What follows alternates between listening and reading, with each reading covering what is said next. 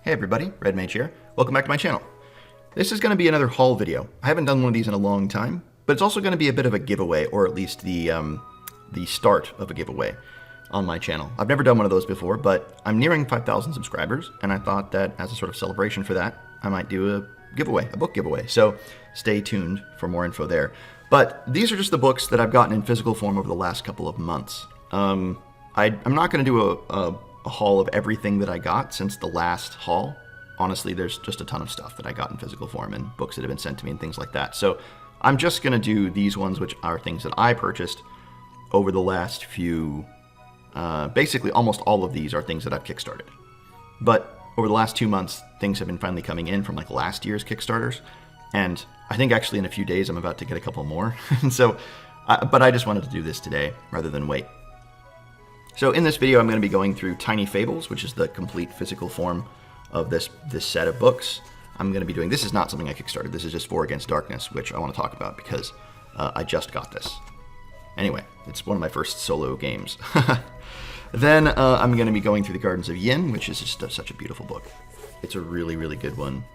The Abbot's Trilogy and a couple extra Kickstarter add-ons like Largshire and the Rot Beneath Winterbrook, which are really cool.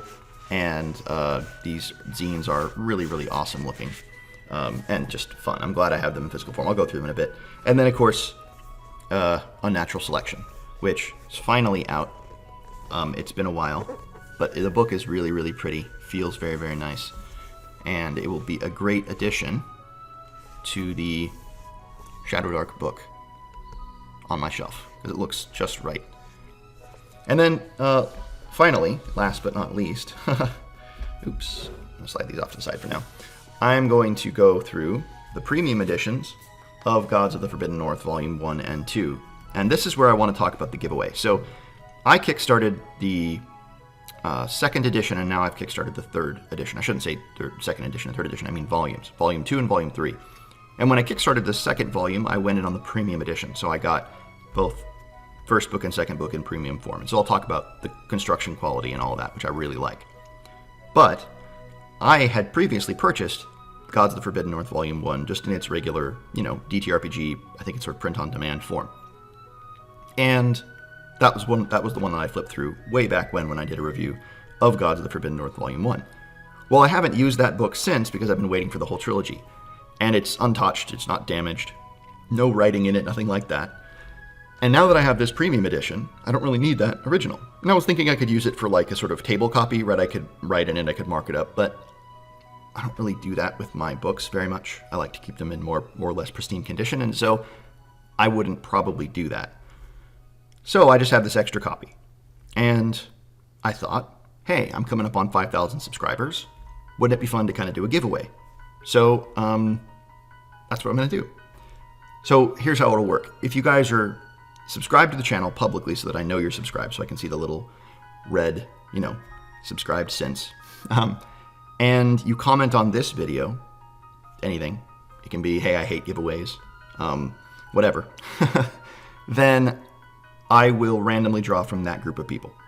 So if you are interested in getting a free copy of Gods of the Forbidden North, Volume 1, now it's not the premium edition, it'll be the regular original one. And there are some aspects of that that are going to be less than ideal simply because it doesn't have some of the editing, it doesn't have some of the corrections that this one does. So, but it's a free copy of Gods of the Forbidden North in print. Hey, maybe in 100 years, maybe in 50 years, the first edition will be worth a lot of money because it'll be super rare. Who knows? Anyway, regardless, if you're interested in that, comment on this video, be subscribed publicly so that I can see that, and I will randomly draw from that group of people, however small or however big it is, and then I will reply in that comment, hey, you won. Awesome. And then at that point, you can email me and say, hey, I'm the one who,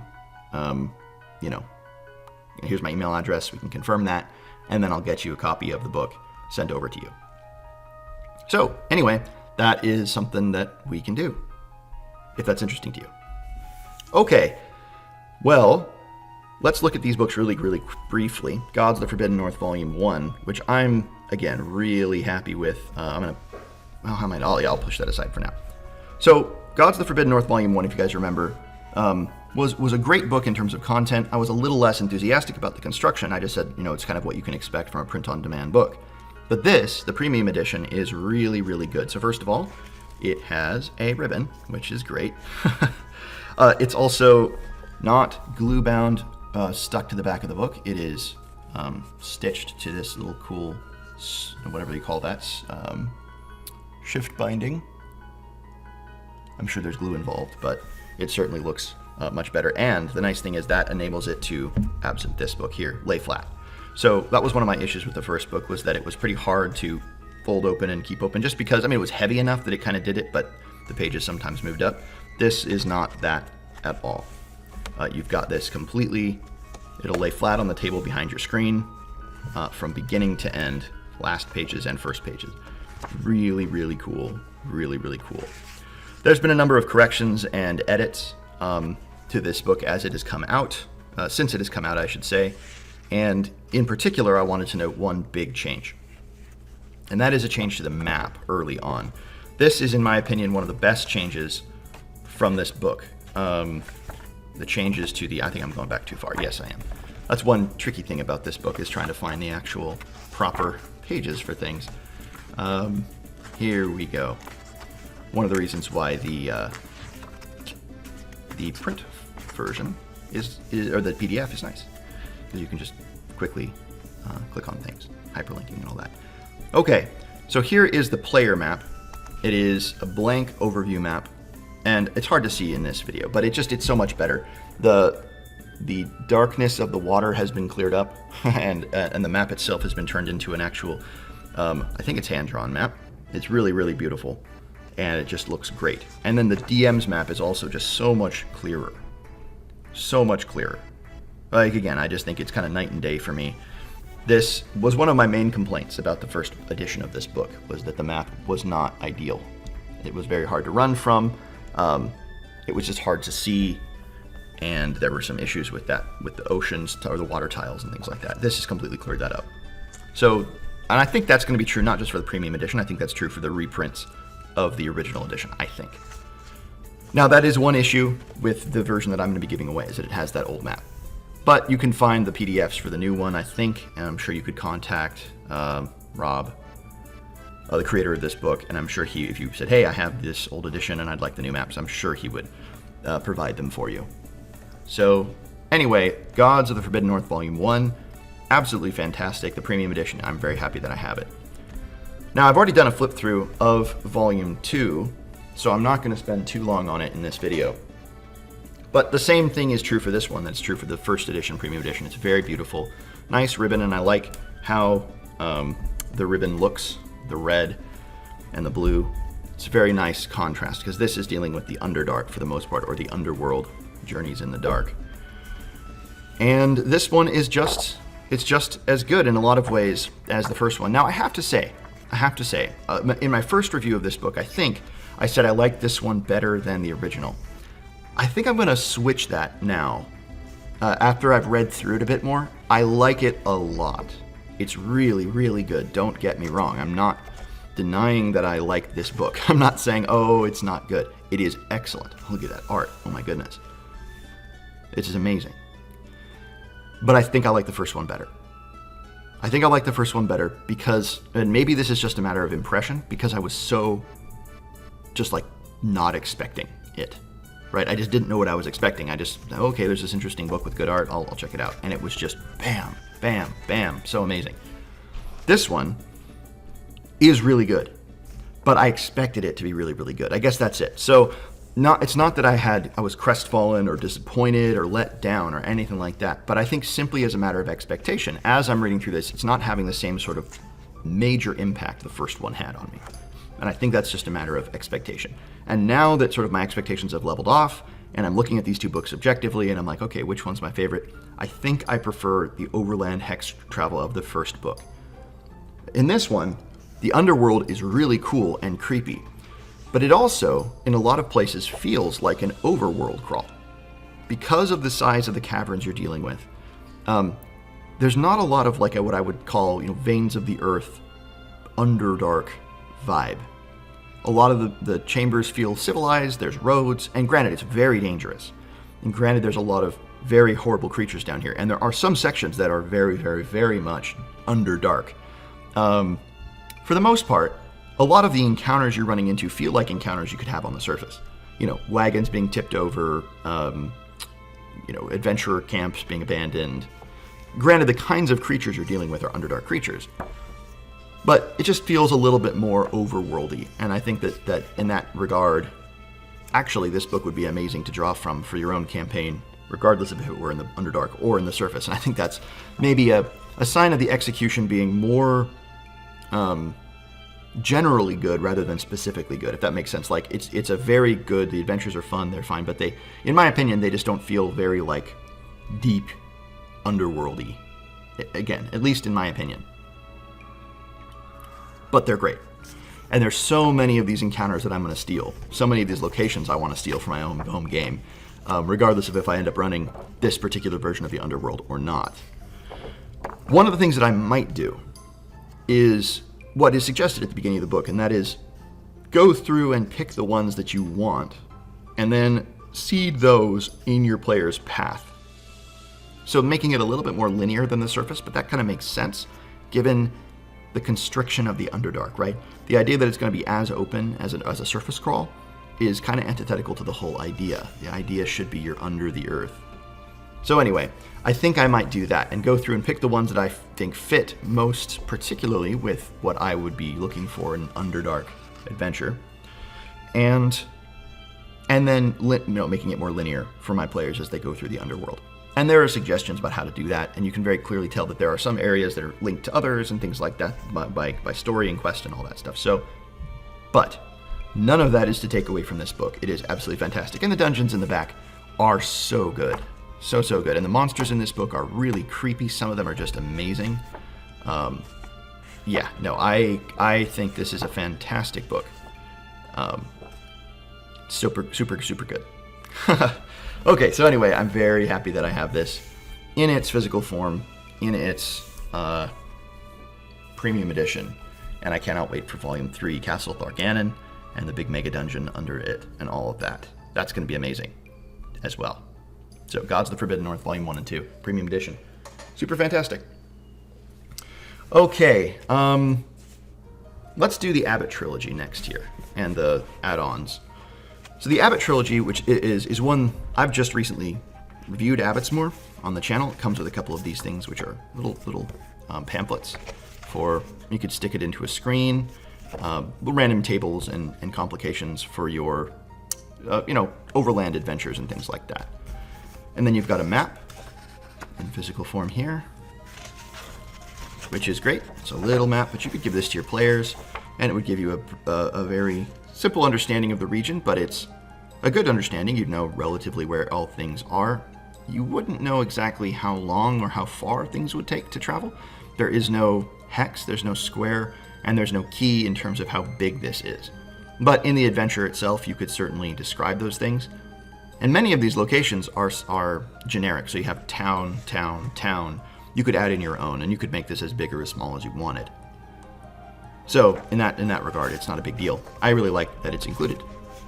So again, Abbot's Moor, I've already reviewed this one, Largshire Press, and it's a system neutral one, although there is an assumption of a certain sort of OSR game with a certain, basically an assumption of how big this is going to be and how hard this is going to be. For example, I did this in the other review, but there's a rat folk here with a kind of a stat block. So they have, like, for example, a 1 in 10 chance of surviving a fatal attack. They bite as a dagger, their armor is as leather, and they're exceptionally stealthy. They have exceptional stealth with nimble fingers, 1-hit die, highly agile. So that means they're probably going to have high AC, no armor except leather. Hit dice, they're very stealthy, and they can pick your pocket. They have that 1 in 10 chance of surviving any fatal attack. That's probably a mass combat rule, right? If you're fighting one guy, that's not going to matter much. But if you're fighting 20, that will matter. And then bite as a dagger. So whatever your system has for dagger attack and damage. So that's the sort of stats you're looking at in these books. It's a really cool zine. Simple zine construction. You've got staples, staple bound, and yeah, it's a great book. The same thing with these. The second is Bitter Peak. This is not one that I've reviewed on the channel, but it's very similar in its construction and in its vibe to Abbot's Moor, except you're dealing with a frozen cold mountain. Juk Juk Wingo, a goblin poorly disguised as a human. That's awesome. Here's the rules for the Endless Tundra. You could throw this into Gods of the Forbidden North, honestly. A sea of ice and encounters there. The Frozen Prairie and encounters there. It's kind of like a toolkit for particular kinds of encounters and regions. The Bitter Peak itself and the rules for climbing it. The Demon's Bane. Kind of a final dungeon. It's more of a region, and then you get to the place and there's one kind of big encounter there. And then that's it. So crossing the tundra and getting to this. These are almost locations, or maybe not locations, but like small sub-regions in your hex crawl or in your campaign world. That's the way to think about these books. And I think they're really great for that. Steel Hollow. This is a desert. So we have a swamp, a tundra, and a desert. Steel Hollow has some really great ideas here. Cacti Wine, the Dry Cup. A little less art in this one than in the other two, but there's some really good art in this one. The Dune Traveler, Haranja. Sandworms, of course, there's got to be sandworms. The Stone Village. Steel Hollow itself. Huge dune, of course, sands. However, the two enormous steel doors that stick out of it tell of its true nature. A monstrous construction from a long ago time, you have reached the Steel Hollow. And then there's hooded monks outside waiting to either prevent your access or keep you from doing what you need to do. Dealing with a god. This machine is not a god. It's ancient artificial intelligence that barely lived up to its namesake in its heyday. That's a cool idea, though. Seems like something that would fit with Ave Nox, actually, now that I look at it. Awesome. So Steel Hollow, a cool little location in the desert with some encounters and stuff, and that's what all of these books are, right? As I said, they are really cool areas to put into a world. Now, Largshire is a town. This seaside settlement appears on the surface to be like any other portside village with bustling docks, the smell of salty ocean air, and the ever-transient population. But it is blissfully unaware of the strangeness that lurks within and around, the curious ruins that surround it, the elder vampire in its midst, the cult of fanatics who call it home. This is so good. And he says here that it's loosely based on Largs Bay, a suburb in Adelaide, South Australia. So it's a love letter to where he grew up. Stuart grew up. The districts. It's a city. And that's really cool. You've got factions, the dockside markets, the union of the dock workers union, the central square. A great map of Largshire. Really cool here. This would be a great... there's NPCs, there's stores, there's quest hooks, random tables in this town. And it's not a huge city, but it is large enough with the surrounding regions and hints at hooks and adventures and things. But that's what this is. This is a sort of overview, and that's the whole book. It's an overview of a town with the different locations, NPCs, and quest hooks detailed, but not the actual adventures, which is fine with me. Now, you can't really tell on here. It's hard to see. But there are numbers down here. So the locations are numbered, but they're kind of hard to see. I think I would have preferred either bigger numbers or no numbers. Yeah, that's just me, though. But there are secrets in here. There are quest hooks in here. Again, NPCs, factions. Most of it's hinted at. It kind of reminds me, actually, of like the towns from a more detailed version of the towns, but the towns from Jacob Fleming's books, in terms of like things not being fully detailed, but things being hinted at, and things being talked about and indicated, but not like laid out for you. So, I really like this. Largshire is one of those books that, or Largshire, maybe it's Largshire. I don't know if it's Largshire or Largeshire. Largshire sounds better, actually. Anyway, Largshire. That's what I'm going to call it. Really cool. Really, really cool. And I'm glad that I have that. And again, if you want a seaside town, drop it into your world. In fact, I think Largshire is going into my Ultimate OSR map. I think I'm going to put it in. I could actually put in Abbot's Moor too, but I'm at least putting in Largshire. Okay, the Rot Beneath Winterbrook. This is another really cool one. This is a system agnostic adventure module. These are all system agnostic, right? There's sort of adventures that are indicated or perhaps that could be in there, but they're not actually fully detailed. This one is great. We're looking at a witch burning right away. A clerical issue. As this adventure deals with necromancy, a cleric or priest could be particularly potent here. So keep that in mind if you're going to run this. Those who die are not dead. So this is a necromancy cult in the town of Winterbook here, which is a great little town. Cool art. Great art. Really great art. I love that town. That looks like something out of the Barrow Maze. Or actually, you know what it looks like? It looks like the old town map from, gosh, what was that adventure module called? Matt Colville really used it in not out of the Abyss. Gosh, what is it called? Harenshire. And those adventures there. I forget what it's called. But anyway, Winterbrook. Yeah. So, this is a great one. It's another town with an adventure going on, dealing with necromancers beneath. This one's the largest, I think, of all of these books. It has events detailing a certain order of events that are going to happen the first few days. These could happen in any order, but this is sort of an escalation in the first 3 nights. Then you have the tunnels beneath Winterbrook, which is really cool. I like that. And then you've got some creatures, the lich worms and the worm swarm. That's awesome. Entering the tunnels. Nilamino's tomb. Nilamino. That's an interesting name. Nilamino's hunger. And then you got some random tables at the end with some player maps. Again, at the end, the monsters again, and a page for notes. Great little zine, the Rot Beneath Winterbrook. I really like this. Really, really like this. And I think it's cool to have just another town that you can drop into your world. I think I might put Winterbrook again on that OSR map. Both of these would be great. Little locations. I'm a huge fan of modular material, right? So I just went through Gods of the Forbidden North, and that's modular in one sense, right? Like, it's the sort of thing. Oops, sorry, I bumped my camera there. It's the sort of thing where you can take it and make it modular, but it's not modular by its nature. These are modular by their nature. And you put them in or you take them out of your world as you want, as you see fit. You have pre-made stuff to just slip into your world. And you know, I know a lot of DMs. I have a friend of mine who runs games, and he never like outright says this, but he's always sort of like, it seems like he kind of looks down on the idea of using pre-made stuff. And I think there is a big group of DMs who are like that. Like, no, I've got to make everything myself.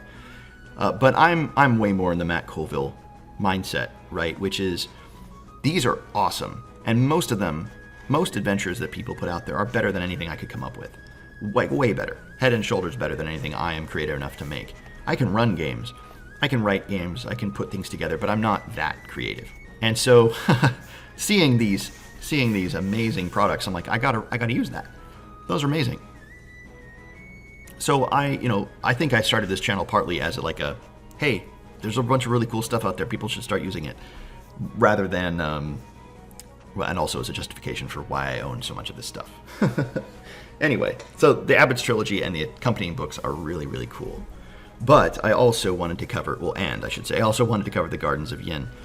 This is such a beautiful book, especially this particular version of it. It is just, so first of all, construction. It has this really nice textured textured surface. Yeah, it's so good. And the quality of the cover is beautiful, beautiful, beautiful. I think this is just a beautiful book. I need to take this sticker off. Soul Muppet Publishing. Stated generically for old school systems, allowing it to be easily converted into any fantasy adventuring system. And that's certainly true. The ideas in this book are so good. Now, I haven't done a full review of this. This is by Emmy Allen. The interior art is done by Riot Bones, and the cover art is Ramona Alderdoodle. The interior art in this book is just so beautiful. There's a good introduction here. What are the Gardens of Yin? I haven't done a review of these, but you can look at Questing Beast's review, and it's really, really, really good. I think he did a review of an older edition, but this book is basically like a randomly, how do you put it, a randomly generated location, or maybe like a quantum dungeon, right, where each of these locations is not necessarily connected in a particular order or in a particular and set connection from one to each other. There's no map of the Gardens of Yin, but you move through and go from one location to another, and it can be in any order, and maybe they can mix themselves up, and you can double back and find yourself somewhere you've already been, and there's just dungeons and locations. This one also has a really nice bookmark ribbon with location details and random tables and encounters and creatures. Dead explorers, the corpses of D6 explorers, they are, and then you roll for the type. I actually have this. I should use this. There we go. Not that it matters much, but still warm, partly eaten, fresh enough that they've not been nibbled on, decaying and squishy, desiccated and shriveled, or bare skeletons. Roll a d10 per corpse for adventure, type, and loot. You have the type there and the stuff that they have on them. If there is a threat inherent to the location, then that is the obvious cause of death. Otherwise, roll d6 for what the corpses are doing. Hung by the neck from tree branches, sat in iron chairs on the patio table as if having a meal. That's the picture here. Sealed in glass coffins. That's a cool one. Laid out respectfully on the ground as if for a funeral. That'd be really interesting to find like 6 corpses that are still warm, sealed in glass coffins. Like what happened there, man? That's a great idea. Doorway out, where you could end up. Same town, same country, same nation, same continent, further afield, somewhere truly exotic. You end up on another planet or something like that. Because this place is accessible through almost any door. It reminds me a little bit of the Forest of Doors. In fact, I would definitely combine those two products. These two, I should say. That's a beautiful piece of art right there. All of these pieces of art are beautiful. The incidental art at the bottom of the pages down here. It's all just amazingly cool. Tangled madness, well-maintained zero gravity.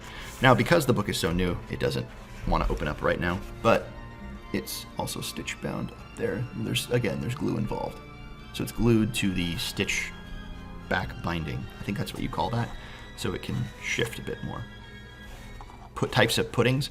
Now, this is one thing. This book reminds me of... So I have three Alice in Wonderland products. I have the Gardens of Yin. I have the actual Alice in Wonderland new book that just came out. Oh, that was one that I could have added to this flip through. Was the Alice in Wonderland. It's by, oh goodness, I'm going to forget his name now. But he's the guy who developed the Neverland and the Oz books. I have the one on Alice in Wonderland. So I have those two, and then I have A Red and Pleasant Land from all the way back in the day. This is my favorite of the actual Alice in Wonderland vibe books. Now, obviously, Alice in Wonderland, the other two are explicitly Alice in Wonderland. This is just like partially influenced by it along with other influences. But I like this one better. First of all, it's shorter, it's more usable, and the ideas are better, in my opinion. It's also not as insane as A Red and Pleasant Land. Like, that is just full-on crazy. And it's not as, well, 5e, I would say, as the other one, which was designed for 5th edition. And that's fine. You know, I really like the other two books. I really like the Oz one.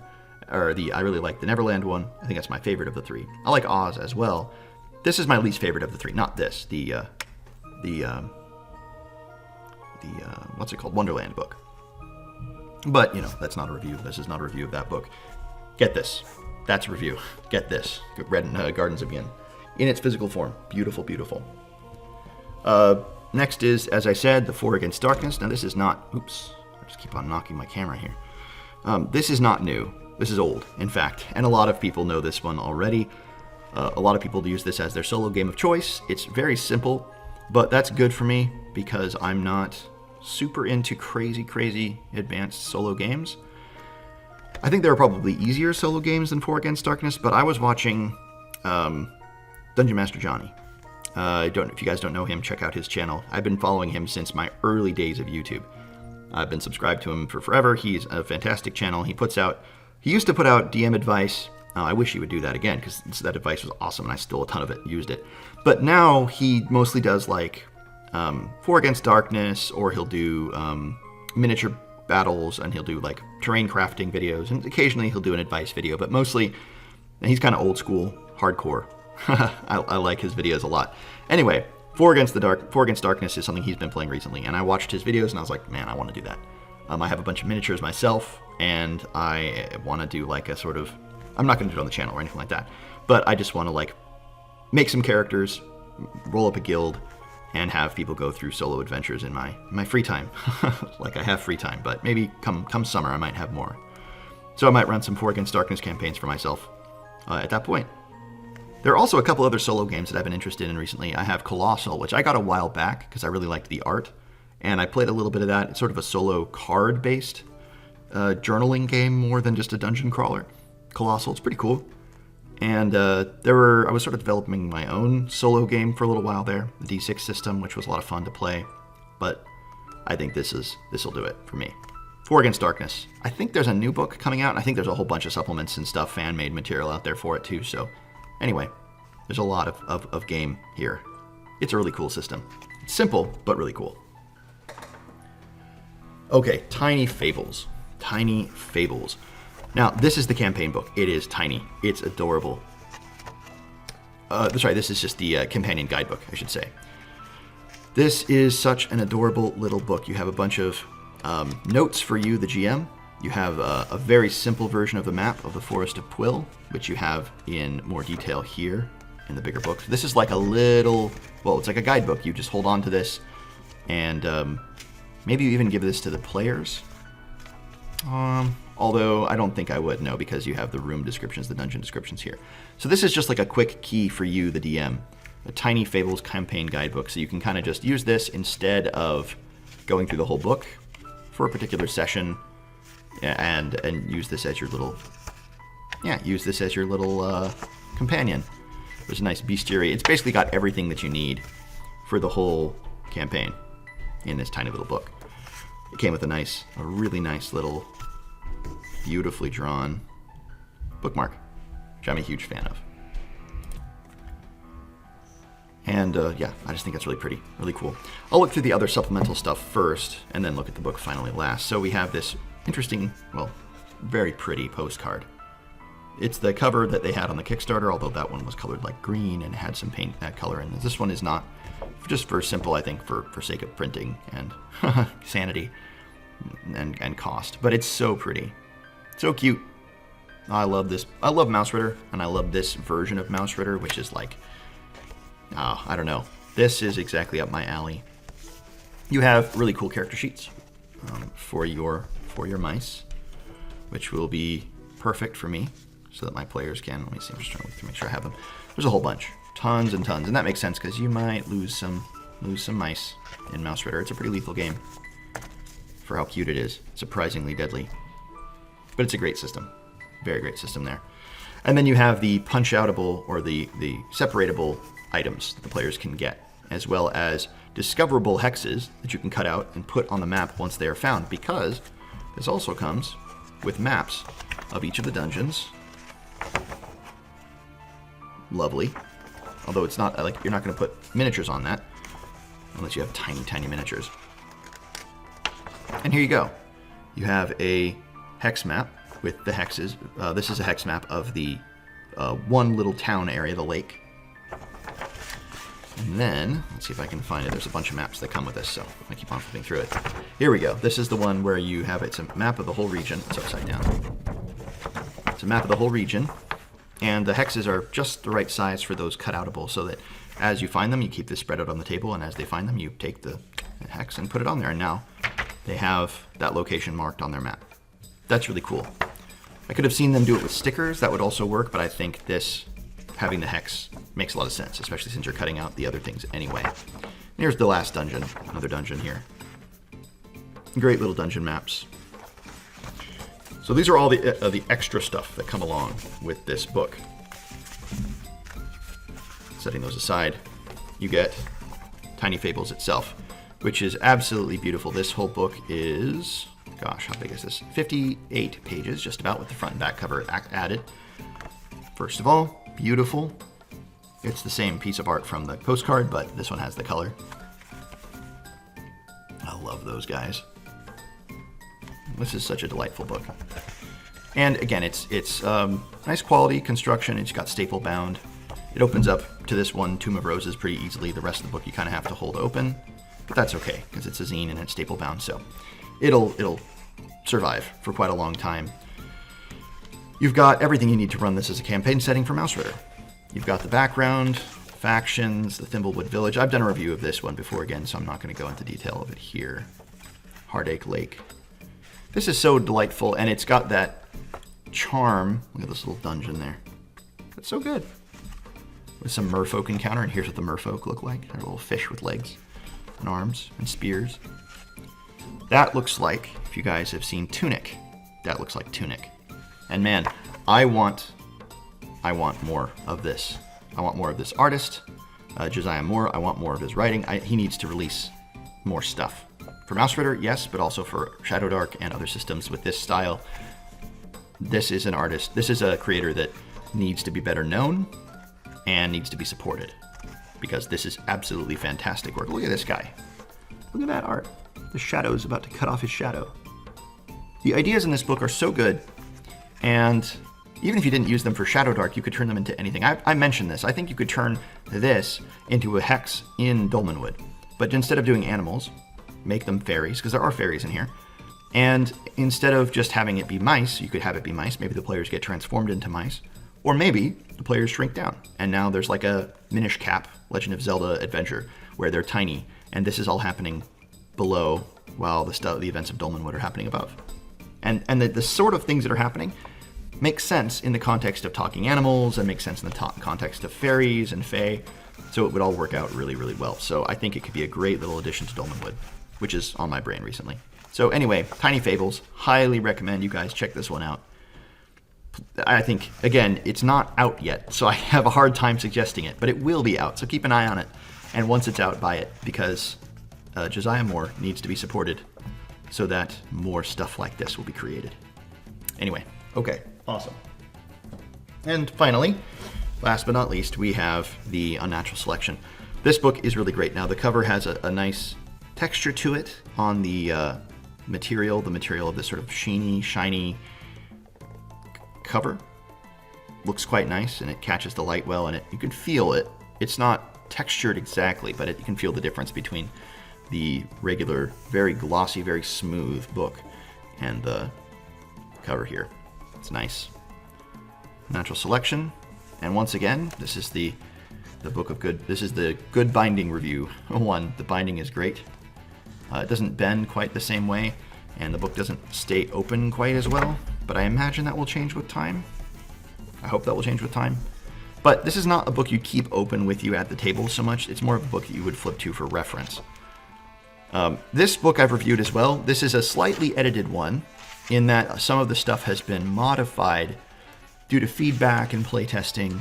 So, for example, for example, the rapier, I believe, has had its damage die dropped down, and things like that. So this has definitely been rebalanced a little bit since my review of it a while back. But I have started to use this book a lot in my current campaign. I'm running a Shadow Dark sort of West Marches. It's more of a big mega dungeon crawl, but it's a mega dungeon with surrounding location. And I'm doing this sort of like unlockable class system, basically. The way I did is I took a page out of Darkest Dungeon's rulebook, basically, and expanded it a bit.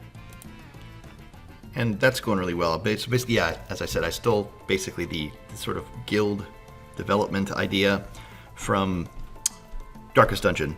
And I put a bunch of different parts to the guild the players can spend their money on to upgrade, and as they do, they'll unlock new classes. And some of the classes that I'm letting them unlock are from here. And because Shadow Dark is pretty lethal, and because characters are dying left and right, it basically gives them an incentive to keep on adding to it, so that way as their characters die, it's not the end of the world, because now they can try one of these new classes. It's actually a pretty good model for the kind of table I'm running, the kind of players that I have, and it's been a lot of fun so far. The players are really digging having something to spend their money on. So they can, of course, they can carouse and spend their money that way. They can spend their money on equipment, magic items, potions, and things.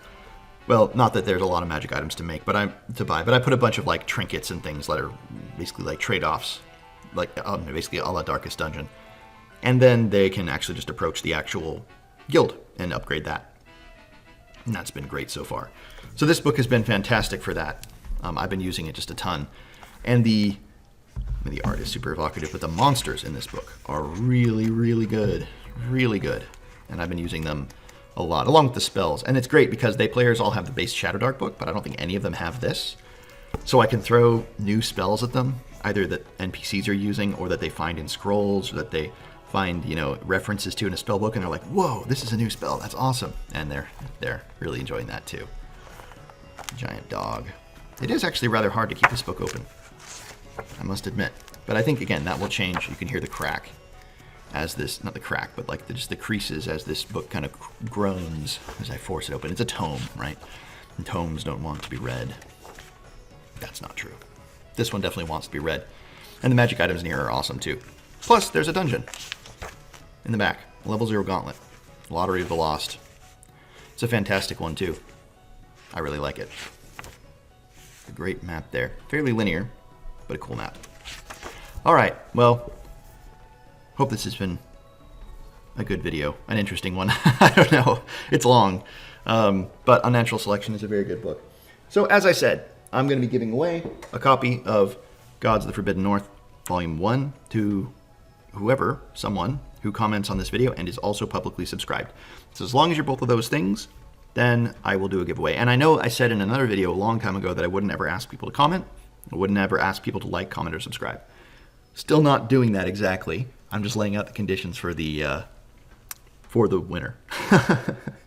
So, if you don't want to, don't. There we go. Awesome. Well, guys, I'll see you all in another video. Hope you all have a great week.